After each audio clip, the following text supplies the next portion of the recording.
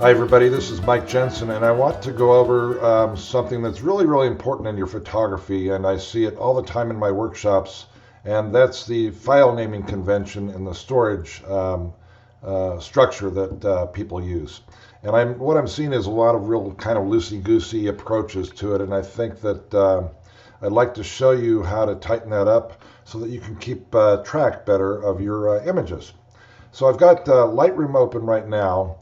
And in Lightroom, you import your images from your device, your card reader. Don't pull them in from your camera.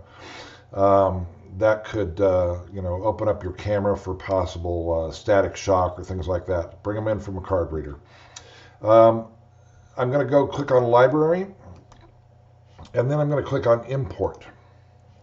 And this brings up all the images, and these are just some little hummingbirds I photographed from my backyard.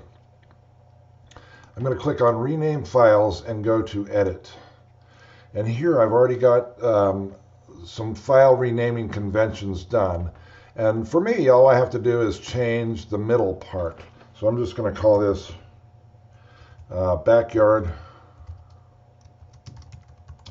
Hummingbirds.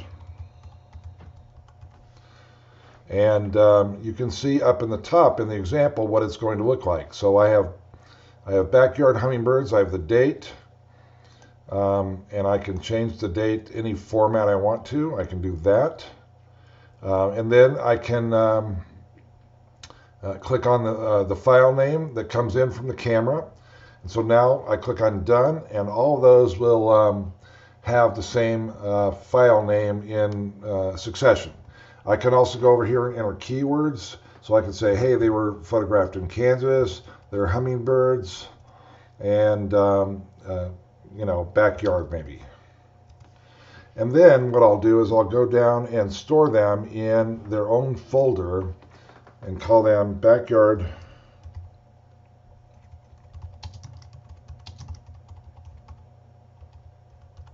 Hummingbirds.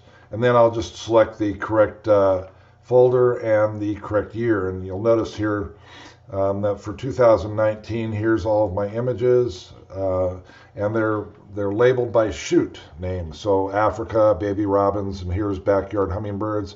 Here's another one called backyard birds. So that's how I do it in Lightroom, and when they come in they're going to be renamed and they're going to look good. You can also do this in Adobe Bridge, and I'm going to show you how to do this in Adobe Bridge. And in Adobe Bridge, what you do is you click on this little camera plus button. It says Get Photos from Camera. And once you click on that, you get a little dialog that says, do you want Photo Downloader to automatically launch whenever you plug in a card? And I don't like that because I always use Lightroom, but I wanted to show you guys, hey, this can be done in Bridge as well. So I'm going to click No, and up comes the downloader. It says, where do you want to get your photos from? I'm going to click, Untitled To, because that's how Sony names their folders. I'm going to choose a location. The path is going to go. You can also create a subfolder. So I probably could have just done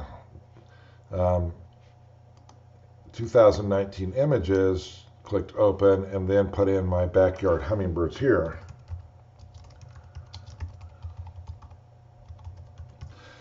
Okay, and then I always do what's called an advanced rename. So you click on this little drop down and it comes up advanced rename, and you're allowed to kind of build your own file name. So mine starts out with the year, my business name, Mike Jensen Photography, the date and time, the name of the shoot, and then the original file name. So that's what it looks like.